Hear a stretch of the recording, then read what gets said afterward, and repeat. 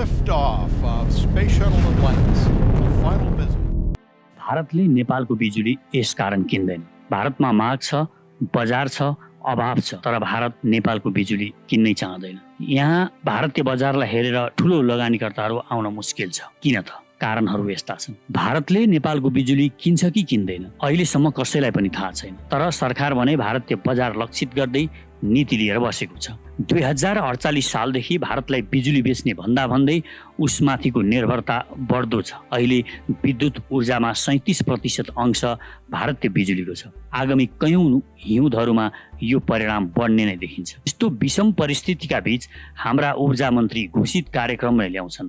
10 वर्षमा 15,000 मेगावाट उत्पादन गर्ने र 5,000 मेगावाट निकासी गर्ने। 15,000 मेगावाट उत्पादन नभएमा वा 5,000 मेगावाट निकासी नभएमा त्यसको जिम्मा मन्त्रीले लिनुपर्छ कि पर्दैन? किनभने यस्तो भनाइ विगतका मन्त्रीहरूले पनि गर्दै आएका छन्। आखिर किन यहाँका मन्त्रीहरू र यहाँका कर्मचारीहरू भारतलाई बिजुली बेच्नुपर्छ भनिरहन्छन्? यसको कारण के हो? अहिलेको ऊर्जा मन्त्रीको घोषणा पनि उही पुरानै छ र त्यो भन्दा पनि ठूलो कुरा नेपालका सरकार र मन्त्रीले जे बोलिदिए पनि हुने जस्तो देखिन्छ। त्यसको नैतिक जिम्मेवारी कहीँ कतै लिनु पर्दैन। जस्तो कि मेलाम्जी अघिल्लो दशैं अघि नै आउँछ भनियो, पानी जहाज चल्छ भनियो, चिनिया रेल आउँछ भनियो, आदि इत्यादि। तर कुनै पनि अहिलेसम्म छनक पनि देखिएको छैन। ऊर्जा मन्त्री भएकाहरूको एकमात्र ध्यान नहुन्छ जसरी पनि भारतलाई बिजुली बेच्ने। यो भारतलाई बिजुली बेच्ने भनेको एउटा सपना मात्र जस्तो भइरहेको छ र भारतले यसमा कुनै रुचि देखाइरहेको छैन।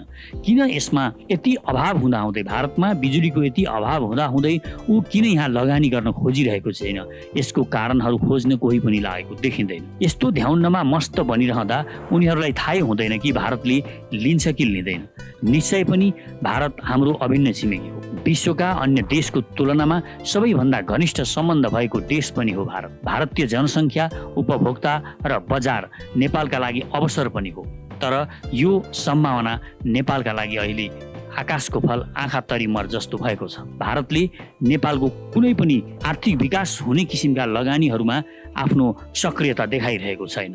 सन् 2017 को तथ्याङ्क अनुसार नेपालसित सीमाना जोडिएको बिहार, उत्तर प्रदेश र उत्तराखण्ड गरी 3 राज्यमा बिजुलीको उच्चतम माग, पिक डिमान्ड 21,000 मेगावाट थियो। आगामी सन् 2022 सम्ममा यो 3 राज्यमा 33,000, सन् 2027 मा 45,000 मेगावाट पुग्ने प्रक्षेपण छ। तर भारतभर सन् 2017 मा 1,62,000 मेगावाट पिक डिमान्ड थियो र सन् 2022 सम्ममा यस्तो माग 2,26,000 मेगावाट पुग्ने अनुमान छ। भारतको सम्भावित यो बजारप्रति नेपाल आकर्षित भएको देखिन्छ। तर विद्युतलाई रणनीतिक रूपले परिभाषित गरेको भारतले आफ्नो परम्परागत नीति परिवर्तन नगरी सहज रूपमा कारोबार हुने छाँट देखिँदैन। किनभने सन् 1997 मा नेपाल र भारत बीच ऊर्जा व्यापार सम्झौता भयो। त्यसलाई नेपालको संसदले अनुमोदन गरेन। त्यो सम्झौता भएको 17 वर्षपछि पुनः अर्को सम्झौता भयो। तर लगत्तै भारतले सीमा पार विद्युत व्यापार निर्देशिका जारी गरेर ऊर्जालाई रणनीतिक वस्तुको रूपमा व्याख्या गर्यो। यसले सन् 2014 देखि आजका मितिसम्म स्पष्ट उद्घोष गर्न सकेको छैन। भारतीय नियामक निकायहरूले निर्देशिका र कार्यविधिहरू जारी गर्दै गए। अन्त्यमा हामीसँग ऊर्जा व्यापार सम्बन्धी नीति नै छैन भन्न थाल्यो। अब नीति बनाउने कुरा छ। नीति बन्ने कहिले, कारोबार हुने कहिले, यी सब अन्धकारमै छन्। ऊर्जा व्यापारमा भारतको यथार्थ पक्ष यही हो। अझै पनि ऊ खुलस्त छैन। यो नीति परिवर्तन गराउने कसले? दुई देशबीच उच्च स्तरीय छलफल र भेटघाट कूटनीतिक तवरले जहिले पनि ओके हुन्छ। तर उच्च स्तरबाट तलतिर आउँदै गर्दा उही कुरा आउँछ, नीतिको समस्या। अब भारत र भुटानको बिजुली कारोबारका केही पक्षहरू हेरौँ। भारत र भुटान बीच सन् 2006 मा विद्युत निर्माण आयात सम्बन्धी सम्झौता भयो। भारतले 60% अनुदान र 40% ऋण आयोजनाको सम्पूर्ण निर्माण, डिजाइन र सुपरिवेक्षण गर्ने गरी सम्झौता भयो। आगामी सन् 2020 सम्ममा भुटानबाट 10,000 मेगावाट बिजुली निर्माणमा भारतले सघाउने सम्झौता छ। भुटानमा पनि जम्मा 40% जनसङ्ख्या मात्र बिजुलीबाट लाभान्वित छन्। भुटानमा 30,000 मेगावाट बिजुली उत्पादन सम्भाव्य देखिन्छ, जसको 6% मात्र उपयोग भएको छ। वसुधन फाउन्डेसन र अक्सफार्म इन्डिया नामक गैर सरकारी संस्थाले अध्ययन गरी सार्वजनिक गरेको प्रतिवेदन र a study of the India Bhutan energy cooperation एग्रिमेन्ट्समा भारतीय सहयोगमा निर्माण भइरहेको 2940 मेगावाटका 3 आयोजनाको लागत वृद्धि भएको, नाफा घटेको, वातावरण ध्वस्त भएको, भारतीय कामदार ल्याएर काम गराएको, भुटान भारतीय ऋण चङ्गुलमा फँसेको जस्ता कुराहरू पुनर्विचार गर्नुपर्ने सुझाव दिएको छ। उक्त प्रतिवेदन अनुसार भारतसँग विद्युत व्यापार गर्दा भुटान अहिले खुसी देखिँदैन। नेपालको अर्को छिमेकी बङ्गलादेश र भारत बीच पनि विद्युत कारोबार भइरहेको छ। सन् 2010मा दुई देशबीच 2050 मेगावाटसम्म विद्युत आयात गर्ने समझदारी भएको थियो। त्यसपछि सन् 2013मा 1000 मेगावाटसम्म बिजुली बोक्ने 400 केबी प्रसारण लाइन सञ्चालनमा आयो। हाल भारतबाट बङ्गलादेशले 660 मेगावाट बिजुली आयात गरिरहेको छ।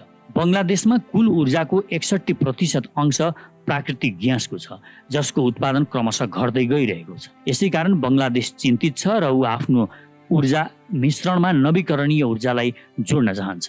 यसका लागि उसले नेपालसित सहकार्यको प्रयास गरिरहेको छ। अघिल्लो वर्ष 5000 मेगावाट बिजुली नेपालबाट लिने सम्बन्धी समझदारी पत्रमा हस्ताक्षर पनि भएको हो। सन् 2021 सम्ममा 24000 मेगावाट बिजुली विस्तार गर्ने बङ्गलादेशको योजना छ। तर नवीकरणीय ऊर्जामा जान दबाव परेको बङ्गलादेशले पनि भारतबाट सहयोग पाइरहेको छैन। अर्थात् नेपालको बिजुली बङ्गलादेशसम्म लैजाने भारतीय भूमि प्रयोग गरेर समर्पित डेडिकेटेड प्रसारण लाइन वा भारतीय विद्युत प्रणालीको उपयोग गरी दुईवटा मात्र विकल्प छन्। यी दुवैमा भारत हालसम्म सकारात्मक देखिएको छैन। तर भर्खरै सम्पन्न नेपाल भारत संयुक्त सञ्चालन समिति सचिव स्तरीय बैठकमा सकारात्मक हुने संकेत भने देखिएको छ। ऊर्जामा घनिष्ठ सम्बन्ध भएको भुटान समेत भारतसित खुसी छैन र ऊ पनि वैकल्पिक बजार खोजिरहेको छ। किनभने भारतले अति सस्तोमा आफ्नो बिजुली लगेको, हिउँदयाममा लोड सेडिङ गर्नु परेको, भारतले बनाएका आयोजनाको लागत अत्यधिक महँगो भएको जस्ता मुद्दाले भुटान पनि चिन्तित छ। बङ्गलादेश चाहिँ भारतीय सहयोगको अपेक्षामा दीर्घ प्रतीक्षामा छ। नेपालको अवस्था उस्तै छ। यो हिसाबले दक्षिण एसियामा ऊर्जाको कारोबार र व्यापार त्यति सहज देखिँदैन। ऊर्जालाई विशुद्ध आर्थिक उत्पादकत्वको वस्तुको रूपमा लिएमा मात्र यो मुद्दाले पार पाउँछ। अब यो रणनीतिक बनिदिन्छ। विशाल बजार भएका देशहरूमा स्रोत साधन उपयोग हुँदैन, तर सङ्कट भने जारी रहन्छ। भारतमा माग छ, बजार छ, अभाव छ।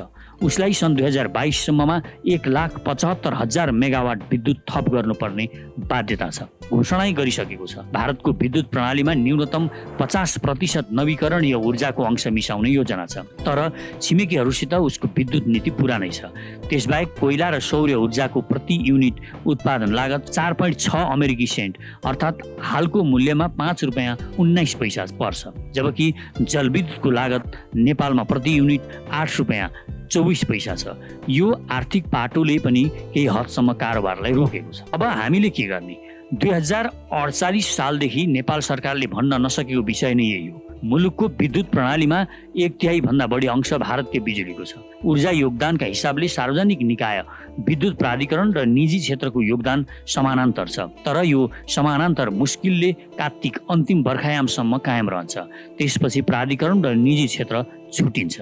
निजी क्षेत्र त आए तर दिगो भएन। जडित क्षमताका हिसाबले प्राधिकरण सरह निजी क्षेत्रको बिजुली देखिए पनि उत्पादित ऊर्जाको आधार असमान छ। यही असमानताले नेपाल विदेशी बिजुली किन्न बाध्य छ। यो बाध्यता कुनै एकाध वर्षका लागि होइन। अहिलेकै प्रवृत्ति हेर्दा दशकौंसम्मका लागि मुलुकलाई चाहिएको अत्यधिक खपत हुने समय पिकमा जडित क्षमता अनुसार उत्पादन हुँदैन। निजी क्षेत्रका नदी प्रवाही मात्र छन्। नदीमा जति पानी हुन्छ त्यति नै ऊर्जा पैदा हुन्छ। हाम्रो प्रणालीलाई चाहिएको हिउँदयामको पिक बिजुली हो। पिक बिजुलीमा हामी गरिब छौँ। पिक बिजुलीको माग सम्बोधन गर्न अझै पनि कुनै नीतिगत बन्दोबस्ती गरिएको छैन। लगानीकर्तालाई आकर्षण गर्न राज्य नै उत्रनु पर्नेमा ठिक उल्टो भइरहेको छ। भारतले नेपालको बिजुली लिँदैन, तर यहाँ हामी विवाद गरिरहेका छौँ। बिजुली निकासी गर्नु हुँदैन र निकासी गरेर धनी बन्नुपर्छ। यी दुवै अतिवाद हुन्। हाम्रो नीति पिकिङ विद्युत उत्पादनमा जोड दिने हुनुपर्छ। अब भारतीय बजारलाई हेरेर यहाँ ठुला लगानीकर्ता आउन मुस्किल छ। अबका कैयौं वर्षसम्म यहाँ 10,000 मेगावाट बिजुली खपत हुने लक्षण छैन। बिजुली खपत केले गराउने? खै उद्योग। उद्योग खोल्नलाई खै कच्चा पदार्थ र लगानी। कृषिमा व्यापक रूपले परनिर्भरता घटाई उत्पादन बढाएर प्रशोधन उद्योग सञ्चालन गर्न सके मात्र विद्युत खपत हुने वृद्धि गराउन सकिन्छ। हाल कुल गार्हस्थ्य उत्पादन जीडीपीमा कृषि क्षेत्रको उत्पादन जम्मा 27.6% छ भने उद्योगको 14.8। हाम्रो जीडीपीमा 57.6% योगदान सेवा क्षेत्रको छ। त्यसैले कृषिलाई उद्योगमा रूपान्तरण गर्न पिकिङ र जलाशयुक्त बिजुली मध्यम स्तरीय बनाउँदै लैजानुपर्ने देखिन्छ। तर यतापट्टि सरकारको ध्यान गएको देखिँदैन।